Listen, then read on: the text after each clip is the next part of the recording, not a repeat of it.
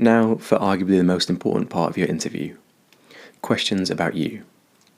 There are quite a few of these, so we'll go through them in a few videos.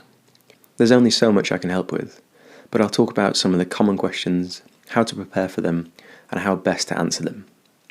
So to begin with, what's your biggest weakness? This is a challenging question that came up at 3 out of 4 of my interviews. It's difficult because you don't want to sound big-headed, but you also don't want to reveal a massive flaw. You need to demonstrate some introspection and self-awareness, and then show what you have done to try and better your weaknesses. Try and avoid "I'm a perfectionist." It's very cliche and also quite big-headed. The best thing you can do is be genuine. If you cannot identify any weaknesses, then ask someone who knows you very well for their honest opinion, and don't be offended at what they say. That in itself shows a lack of awareness. So some examples of weaknesses and what you've done to improve them might be putting schoolwork ahead of relationships.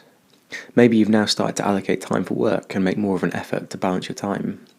Potentially you now appreciate that continuing relationships is an essential coping mechanism. Maybe you're not a confident public speaker.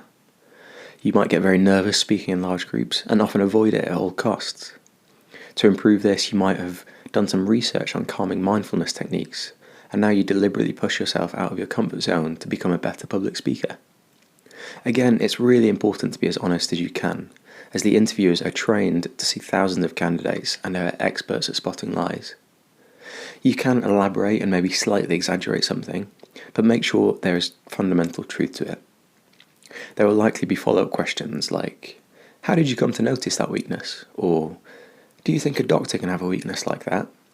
In which case, your answer should include something about doctors needing to be able to spot their own weaknesses and work on them. You can't really go wrong if you mention introspection and self-awareness.